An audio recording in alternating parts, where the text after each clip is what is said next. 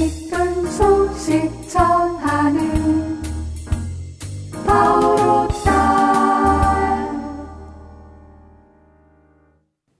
안녕하세요. 책 읽어주는 수녀 성바오로 딸 수도회 강소영 마리아 수녀입니다. 성당에 다니는 사람이라면 누구나 한 번쯤, 아니 그 이상으로 사람들에게 질문을 받아보았을 법한 이야기, 바로 마리아에 대한 물음입니다. 단순한 궁금증에서부터 비난에 이르기까지 성모님에 대한 공격들에 이제 더 이상 우물쭈물하거나 혼란스러워하지 않아도 될 것 같습니다.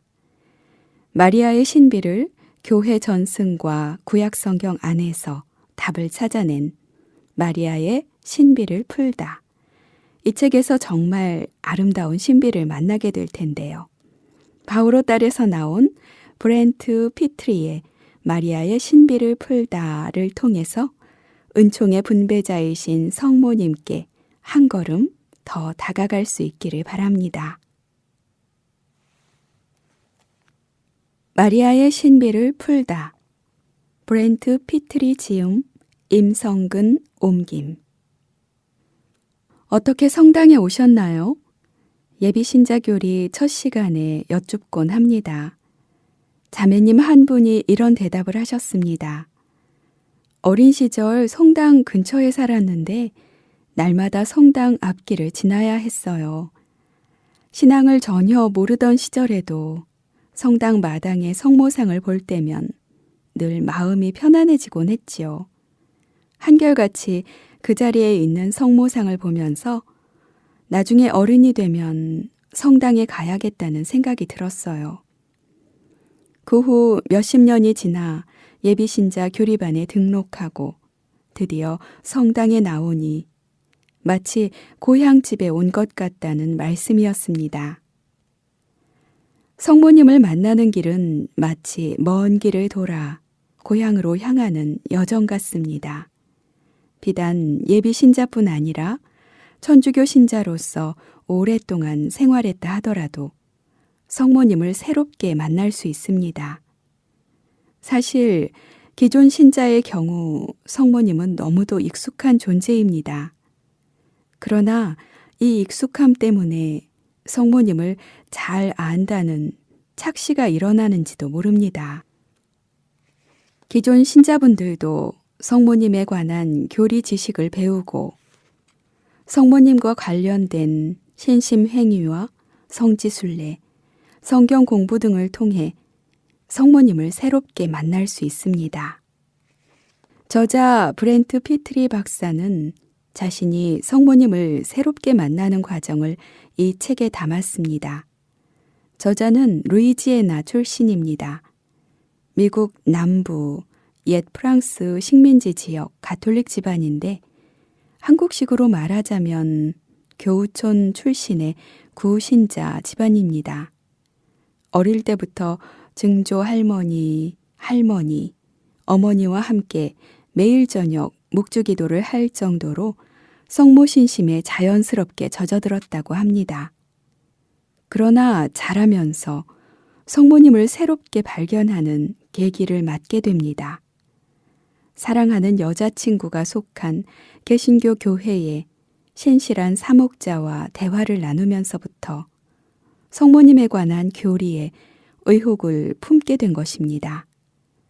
신심이 점차 약해지고 묵주기도조차 멀리하던 저자는 시간이 흐른 후 대학원에서 구약 성경과 교부학 그리고 성경 예형론을 연구하며 성모님에 관한 교의를 성경적으로 이해하기 시작합니다. 이 과정에서 저자는 크게 세 가지를 깨닫습니다. 성모 4대 교의, 하느님의 어머니, 평생 동정, 원죄 없이 잉태되심, 성모 승천. 이 4대 교의는 초대 교회에 믿음의 뿌리를 내리고 있다는 점, 성모 교의는 바로 예수 그리스도에 관한 교의와 맞닿아 있다는 점, 그리고 성모교인은 성경으로부터 비롯한다는 점입니다. 저자는 성모님을 새롭게 발견한 자신의 지적 여정이 가톨릭 신자뿐 아니라 개신교 신자나 정교회 신자와 대화를 나누는데도 도움이 되리라 확신합니다. 저자의 이 깨달음은 오늘날 우리 한국 교회 신자들에게도 의미가 있을 것입니다. 성모 신심과 성경, 기도 생활, 전례를 서로 연결 지을 수 있을 때 균형 잡히고 성숙한 성모 신심을 키워나갈 수 있으리라 생각합니다. 들어가는 글, 마리아 문제. 마리아에 대한 목사님의 질문은 아주 오랫동안 충격을 주었습니다. 그 때문에 어린 시절 배운 제 신앙에 금이 가기 시작했습니다. 처음에는 보이지 않던 조그만 균열은 서서히 퍼져나갔습니다. 가톨릭의 다른 교리들은 성경에서 근거를 찾으려면 얼마든지 설득력 있는 증거를 찾을 수 있었습니다. 그런데 마리아와 관해서는 늘 근거가 모자랐습니다. 저는 어찌할 바를 몰랐습니다. 마리아를 언급하고 있는 몇 안 되는 신약성경 구절을 들여다보면 볼수록 가톨릭 교회의 가르침과 부합하는 것을 찾기가 더 어려워졌습니다. 도대체 성경 어디에 있는 건가? 저는 궁금해졌습니다. 혹시 신약 성경을 공부해 보신 분이라면 제 말이 무슨 뜻인지 아실 겁니다. 마리아가 원죄 없이 잉태되셨다고 어디에 나와 있나요? 아무 데도 없어요. 가브리엘 천사가 마리아를 은총이 가득한 이여라고 그랬지 원죄 없이 잉태된 이여라고 하신 건 아니잖아요. 마리아가 죄를 짓지 않았다는 것은 어떤가요? 사도 바오로의 말씀에 바로 어긋납니다. 모든 사람이 죄를 지어 하느님의 영광을 잃었습니다. 로마서 3장 23절. 마리아의 육신이 하늘로 들어 올려졌다는 것은 어떤가요? 제가 신약 성경을 찾아본 바로는 어디에도 없습니다. 물론 요한 묵시록에서 하늘의 태양을 입고 있는 여인이 나타나는 장면이 있긴 합니다. 묵시록 12장 1절 참조. 그런데 제가 배우기로는 이 여인이 곧 마리아라고 해석하는데 반대하는 학자들도 많다고 들었습니다. 나중에 더 자세히 다루겠습니다만 요한 묵시록이나 신약성경의 다른 부분도 마리아가 하늘로 들어 올려지는 장면을 그리고 있지는 않습니다.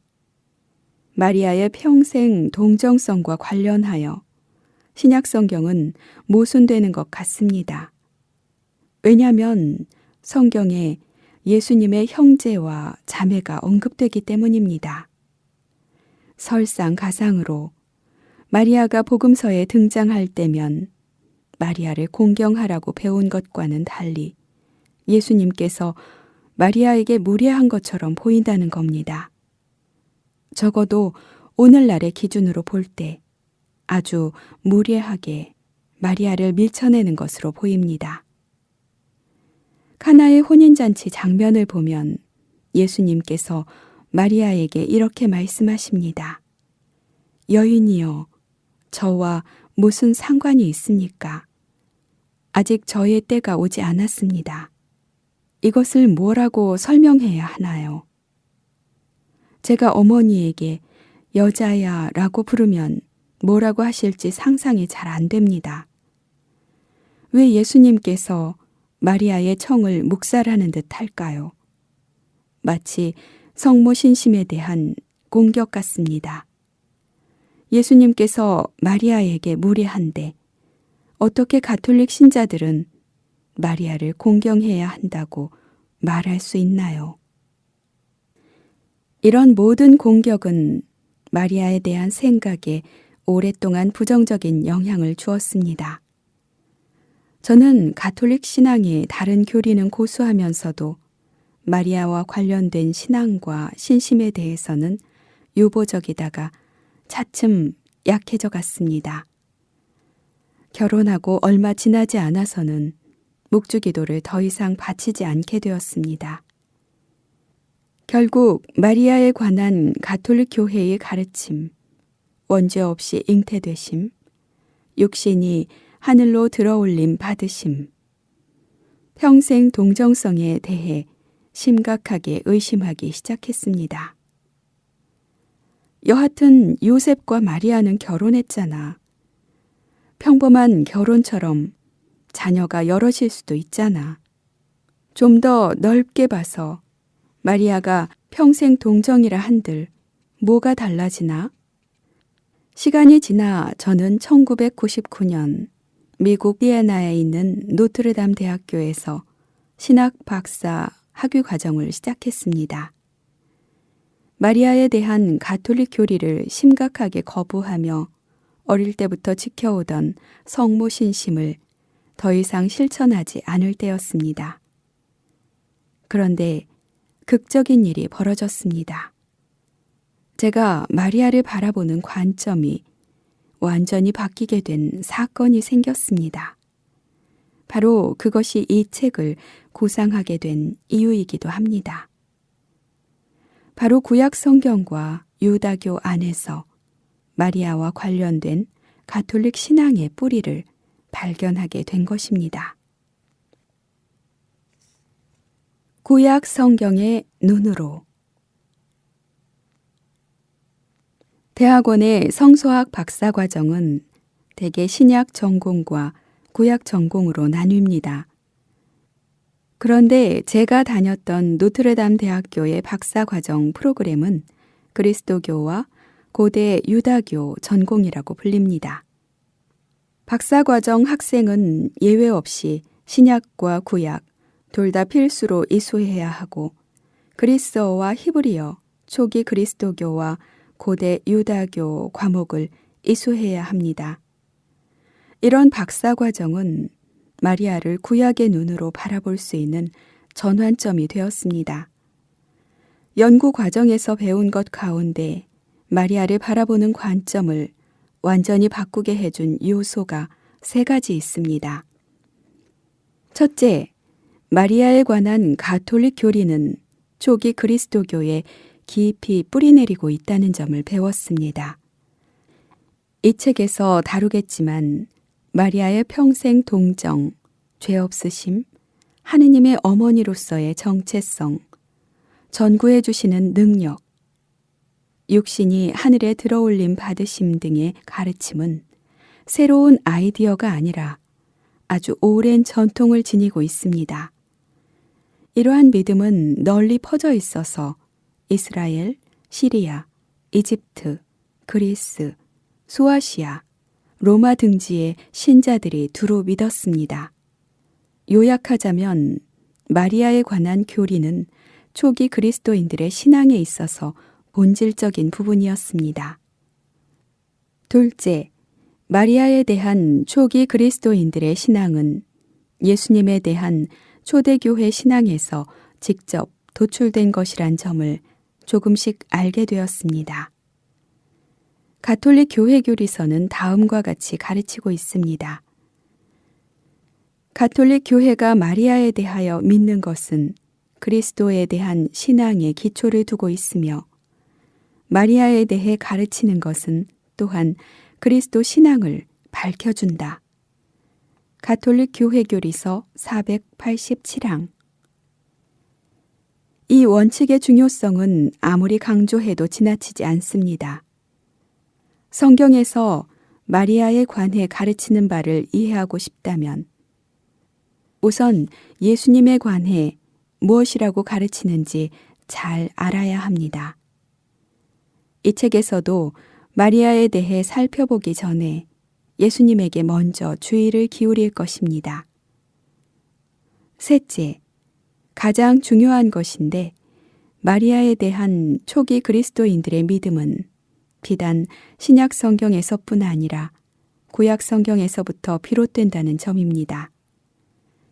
마리아에 관한 성경의 가르침을 푸는 열쇠는 예형론입니다. 구약 성경에서 예형으로 나타나는 인물들이 신약 성경에서 완성되는 겁니다. 훗날 베네딕토 16세 교황이 된 요제프 라칭거 추기경은 이렇게 말합니다. 신약 성경에 나타난 마리아의 모습은 전적으로 구약 성경의 실타래로 짠 것입니다. 비슷한 맥락에서 개신교 신학자 티머시 조지는 이렇게 말합니다. 복음주의자는 구약 성경에 암시되고 있는 배경을 알고 마리아를 읽을 때 배울 점이 많다. 신약 성경에 나타난 마리아의 모습은 구약 성경의 선조들의 모습과 불가분의 관계다. 만일 구약 성경이 없다면 마리아에 대해서뿐 아니라 예수님에 대해서도 축소주의적 견해만 남을 뿐이다. 구약 성경에서 마리아의 예형을 찾아볼 수 있다는 것에 눈이 번쩍 뜨였습니다. 물론 예수님을 이렇게 보는 것에는 익숙했습니다. 예컨대 새로운 아담, 새로운 모세, 새로운 다윗 임금. 하지만 성경에서 마리아의 예형론은 들어본 적이 없었습니다. 신약 성경에서 마리아를 이교 여신인 하늘 여왕이 아니라 모후로서 그리고 있다는 것을 몰랐습니다. 사실 신약 성경에서 마리아는 메시아 왕국에서 왕의 어머니인 모후로 그려집니다. 고대 이스라엘에서 여왕이라는 호칭은 왕의 아내가 아니라 왕의 어머니에게 붙여졌습니다. 왕 다음 서열 2위는 모후에게 돌아가는 것입니다. 모후는 왕좌에 앉는 영예를 지니고 왕에게 간청하는 최고위 왕실 전구자가 됩니다. 결국 마리아에 대한 가톨릭 교회가 비성경적이라고 여겼던 이유는 단지 제가 구약 성경에 충분히 주의를 기울이지 않았기 때문입니다. 비단 저뿐만이 아닙니다.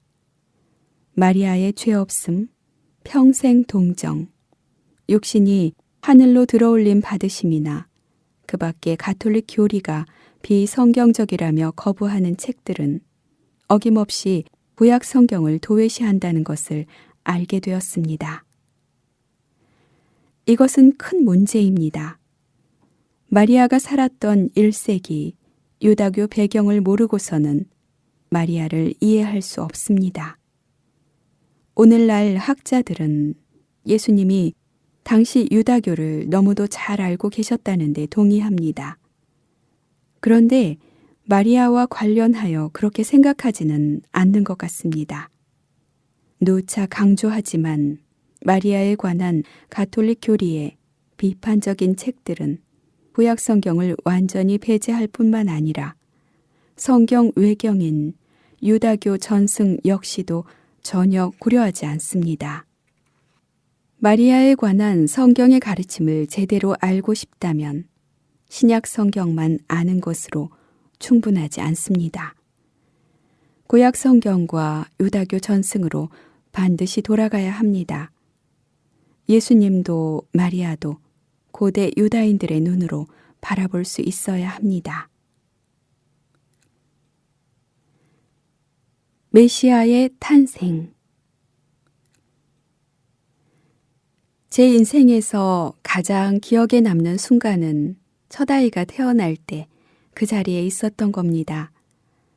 탄생 자체가 고통과 기쁨이 뒤섞인 얼마나 큰 신비인가 깊이 느꼈습니다. 한편으로 아내가 겪는 고통이 얼마나 큰지 깜짝 놀랐습니다. 물론 예비 아빠 필수 교육에서 출산 비디오를 한두 편 봤고 출산 때 어떻게 산모를 도와주어야 하는지 잘 배웠습니다. 하지만 현실에 닥치자 아무런 준비가 안 되어 있었습니다. 아내 엘리자베스의 출산은 엄청나게 고통스러웠을 뿐 아니라 22시간이나 걸릴 정도로 기나긴 과정이었습니다.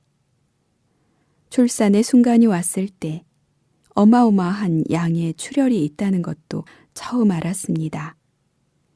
이 과정 동안 분만실이 몇 번이나 뒤집어지는 것 같았습니다. 다른 한편으로는 그러한 모든 시간이 지나고 첫 딸을 봤을 때 너무도 기뻤습니다. 검은 머리카락과 조그만 얼굴은 아직도 제 기억에 선명히 남아 있습니다. 떠올리려고 애쓰지 않아도 기억이 납니다. 내가 사랑하는 사람이 그런 고통을 겪는 것도 처음이었고 그런 행복감을 느껴본 것도 처음이었습니다. 출산은 뭔가 거대하고 공포스럽고도 눈물겨운 그런 모순입니다. 예수님의 삶도 그런 모순입니다. 그분의 삶 전체가 기쁨과 고통이 뒤섞인 신비입니다. 어떤 면에서 보면 예수님의 공생활 대부분은 고통을 없애는데 헌신하신 것 같습니다. 병자를 낫게 하시고 죽은 이를 되살리시고 불구자를 걷게 하시고 눈먼이를 보게 하셨습니다. 12해 동안 하혈하던 여인이든 38회 동안 앓던 사람이든 예수님은 그들의 고통을 없애주십니다. 예수님은 계속해서 치유와 기쁨을 가져다 주십니다. 하지만 그 이면을 바라보면 전혀 다른 그림을 보게 됩니다. 예수님의 사명은 모든 고통을 없애주는 것이 아니라 고통을 당신이 직접 받아지는 것이었습니다. 예수님은 제자들에게 말씀하십니다. 사실 사람의 아들은 섬김을 받으러 온 것이 아니라 섬기러 왔고 또 많은 이들의 몸값으로 자기 목숨을 바치러 왔다. 예수님은 이런 말씀으로 모든 사람의 병고와 죄를 짊어지는 고통받는 주님의 종을 암시하십니다. 마찬가지로 예수님은 제자들에게 마지막 때가 오기 전에 세상이 전에는 몰랐던 고통의 시간이 올 것이라고 경고합니다. 해산하는 여인의 모습으로 묘사하기도 하십니다. 곳곳에 지진이 발생하고 기근이 들 것이다. 그러나 그것은 진통의 시작일 따름이다. 요약하자면 예수님은 고통을 없애주고 속박에서 풀어주시려고 오셨습니다. 이렇게 볼 때 예수님의 기적은 그것 자체로 끝나는 것이 아니라 당신의 순환과 죽음, 부활과 영광스러운 재림을 통해 고통과 죽음을 궁극적으로 물리치실 때를 가리키는 표징입니다. 이제 마리아를 보면 같은 모순을 찾을 수 있습니다. 한편으로 마리아의 삶은 기적 같은 일이 가득합니다. 천사 가브리엘이 나타나고 동정으로 잉태하고 베들레헴에 별이 뜨고 동방 박사들이 방문하고 요셉이 꿈을 꾸고 헤로데 임금을 피해서 피난을 갑니다. 다른 한편으로는 주님 탄생 예고부터 마리아의 삶은 고통으로 가득합니다. 파혼당할 위험을 겪고 베들레헴에 묵을 방이 없었고 헤로데가 아기들을 학살하고 이국 땅 이집트로 피신하고 예루살렘에서 사흘 동안 예수님을 잃어버렸습니다. 무엇보다도 하느님의 아들이라 불리던 자신의 아들이 십자가 위에서 죽는 것을 지켜보는 고통을 겪었습니다. 제6장에서는 기적과 고통이 신비롭게 뒤섞인 이런 모순이 사실은 메시아의 어머니에 대한 구약 성경의 예언으로 거슬러 간다는 점을 살펴볼 것입니다. 구약 성경과 유다교 전승에 의하면 메시아의 어머니는 출산의 고통을 겪지는 않지만 메시아 해산의 진통은 겪을 것이라는 모순되는 모습으로 그려집니다. 저는 이 두 예언이 참되다는 것을 보여드리고자 합니다. 곧 전자는 예수님 탄생의 기적을 가리키고 후자는 예수님 죽음의 신비를 가리킵니다. 신약 성경에 의하면 마리아는 십자가라는 해산의 진통을 겪었습니다. 그 진통으로 새로운 생명과 부활이 찾아왔습니다. 이 점 때문에 초기 그리스도인들은 마리아가 베들레헴에서 출산의 고통을 겪지 않았고 대신 갈바리아에서 그 고통을 겪었다고 믿었습니다. 마리아는 독특한 해산의 방법으로 예수님의 고통에 동참합니다. 제7장 새로운 라헬. 요한복음에서 예수님의 어머니와 사랑받는 제자.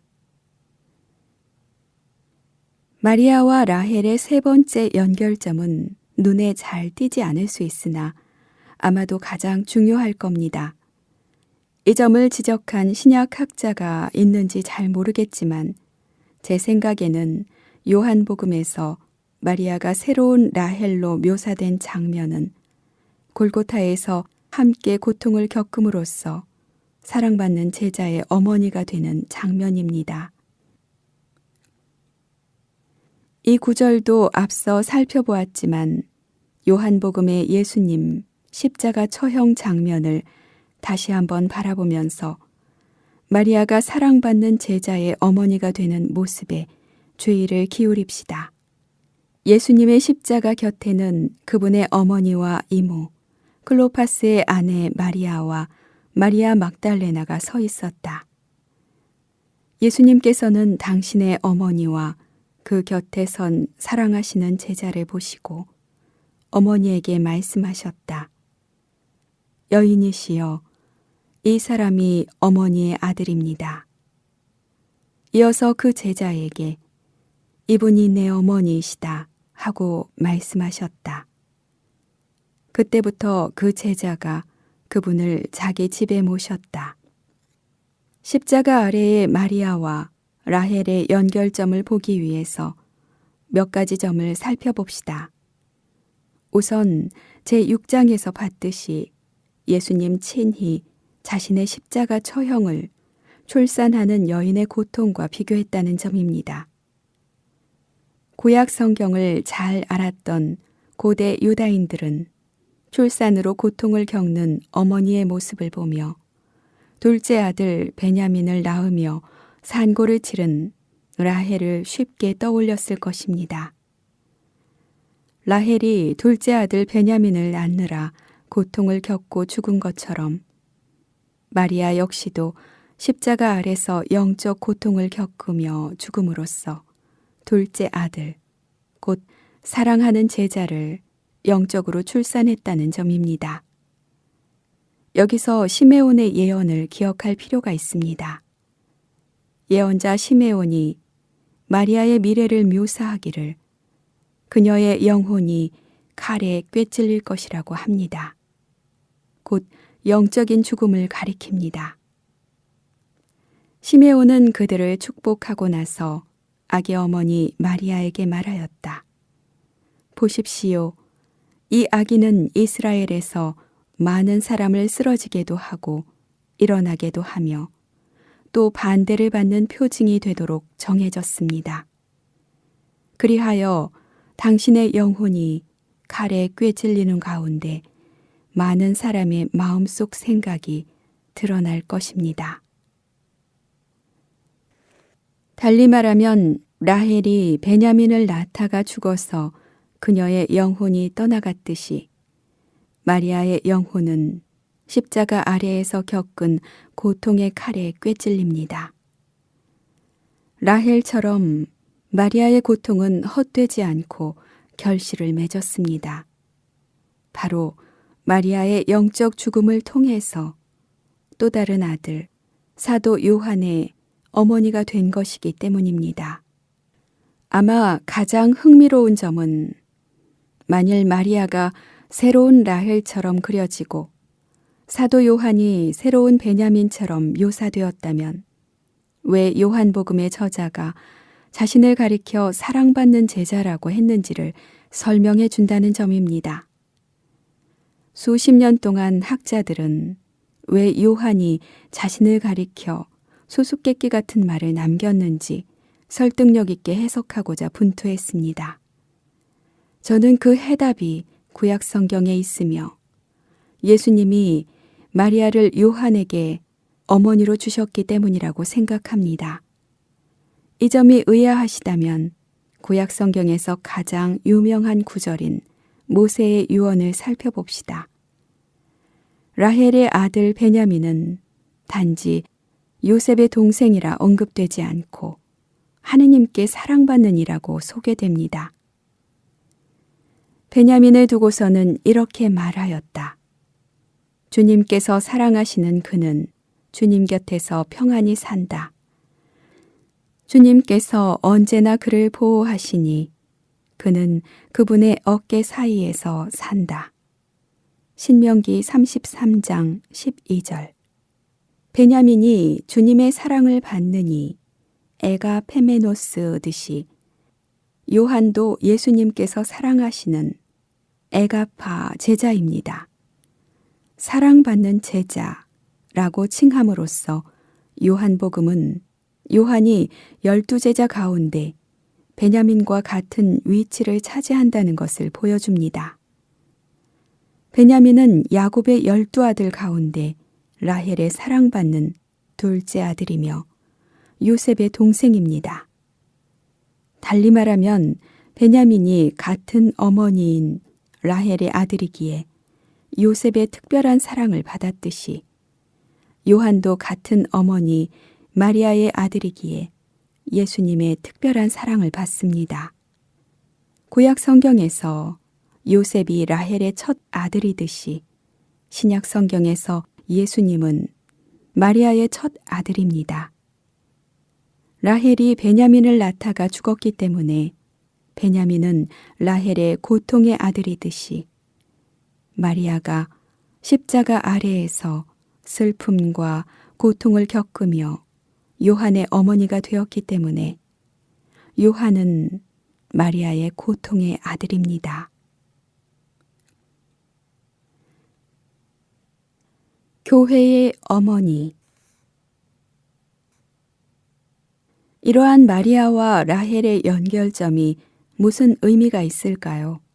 신약에서 마리아가 새로운 라헬로 드러난다면 적어도 세 가지 중요한 함축적 의미가 있습니다.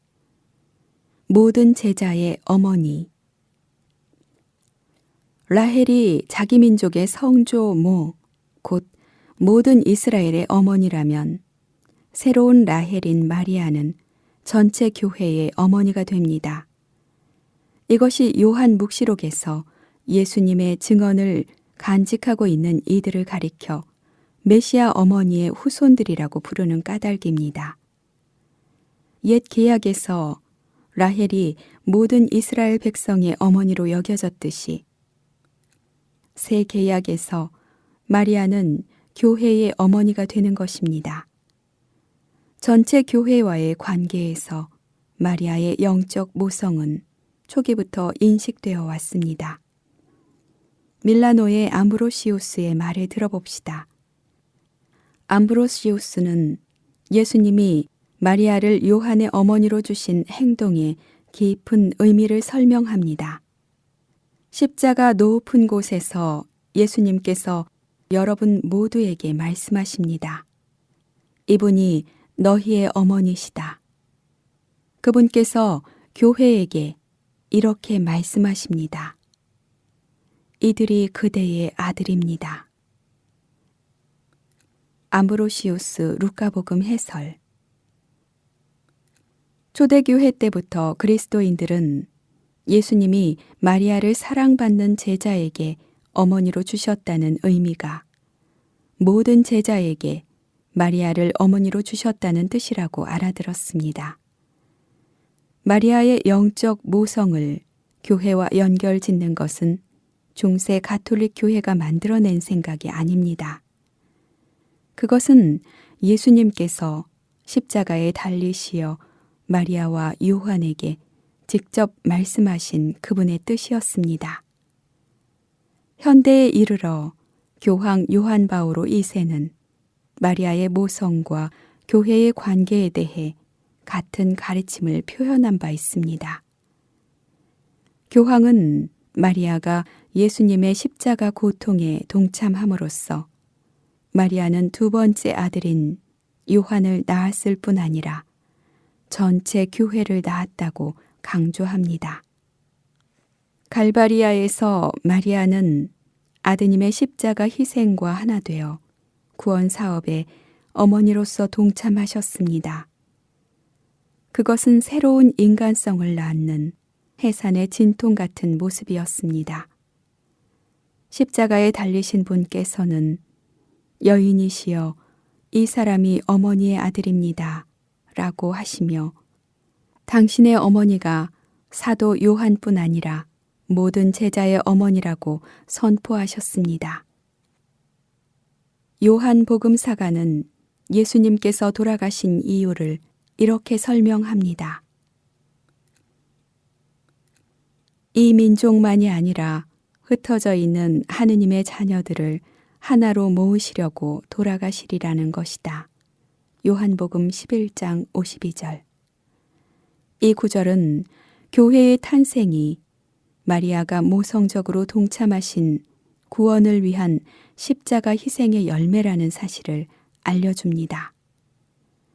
교황 요한 바오로 2세 일반 아련 1997년 9월 17일. 달리 말하면 마리아가 교회의 어머니인 까닭은 단지 그분이 예수님의 모친이기 때문이 아니라 세상의 구원을 성취한 예수님의 십자가 고통을 자발적인 동의로 함께 겪으셨기 때문입니다.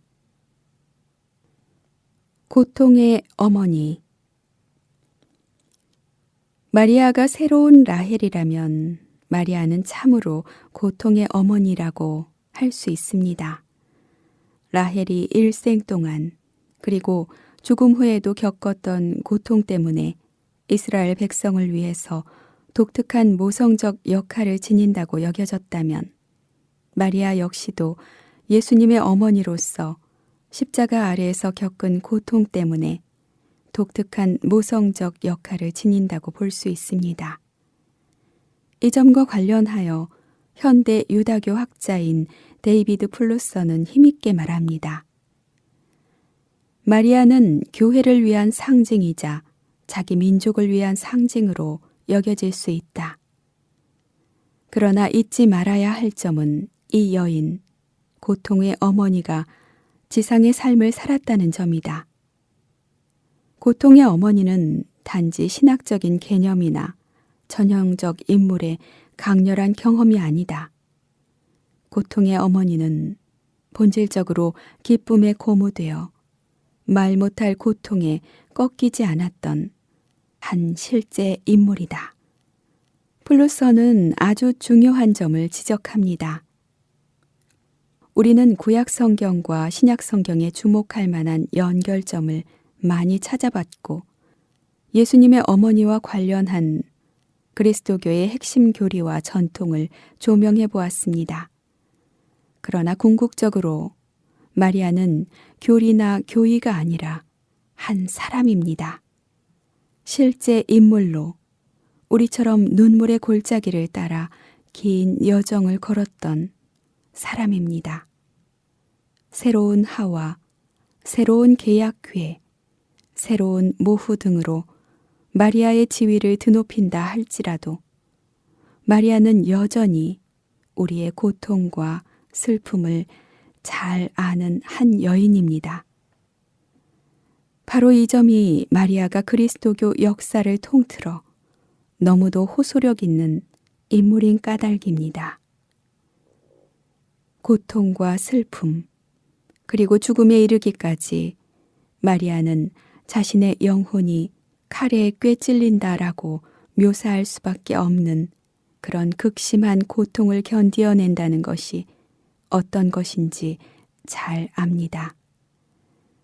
마리아는 십자가 아래서 고통을 겪음으로써 우리의 어머니가 되었기 때문에 우리는 마리아의 고통의 자녀들이라고 할 수 있습니다. 십자가 아래에서 어떤 사람이 유언으로 남긴 말은 신성시됩니다. 돌아가시는 분의 마지막 순간을 지켜본 적이 있다면 제 말을 이해하실 겁니다. 부모님이나 형제, 자매, 배우자, 자녀, 절친한 친구, 누군가의 마지막 말을 들어본 적이 있다면 그들이 유언으로 남긴 말은 절대 잊지 못합니다. 유언은 한 사람의 진심을 드러냅니다. 그들에게 이 세상에서 소중한 사람이 누구였는지, 소중한 것이 무엇이었는지, 죽음의 침묵 속으로 들어가기 전에 꼭 말해야겠다고 생각했던 가장 중요한 말이 무엇인지 드러납니다. 십자가에서 하신 예수님의 유언 역시 그러합니다. 예수님의 유언은 진심을 드러내고 소중한 사람이 누구인지, 소중한 것이 무엇인지, 지상 삶의 마지막 순간에 말해야겠다고 생각했던 가장 중요한 말을 드러냅니다.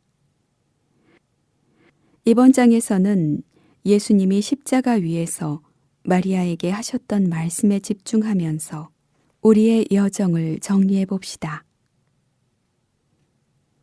예수님의 십자가 곁에는 그분의 어머니와 이모, 클로파스의 아내 마리아와 마리아 막달레나가 서 있었다.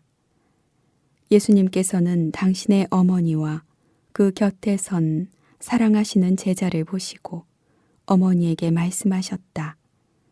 여인이시여, 이 사람이 어머니의 아들입니다. 이어서 그 제자에게 이분이 내 어머니이시다 하고 말씀하셨다.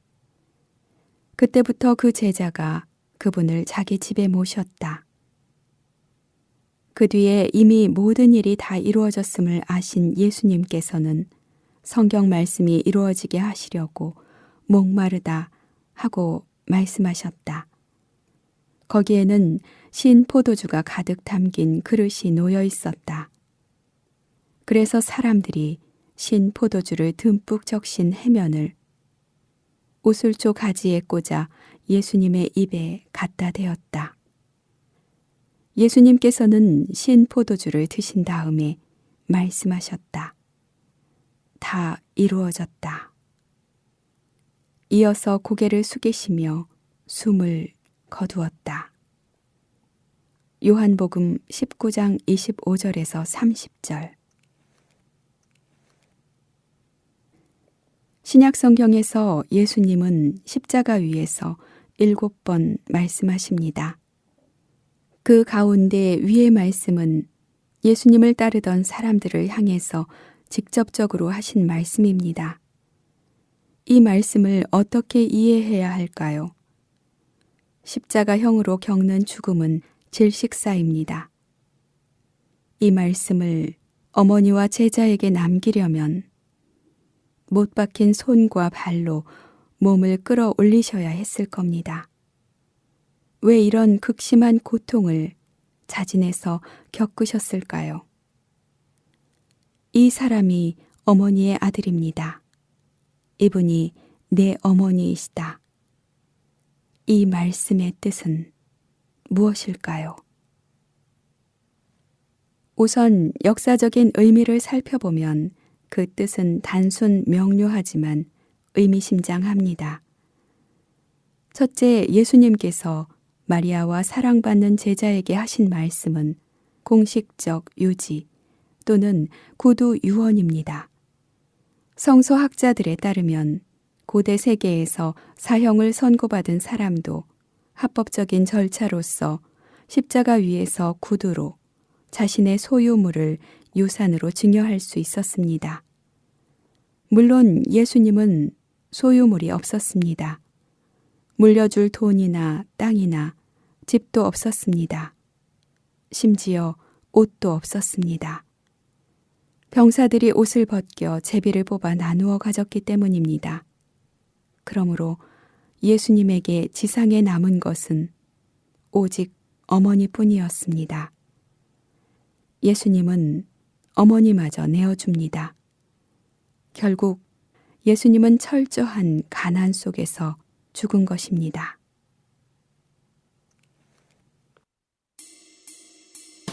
기쁜 소식 전하는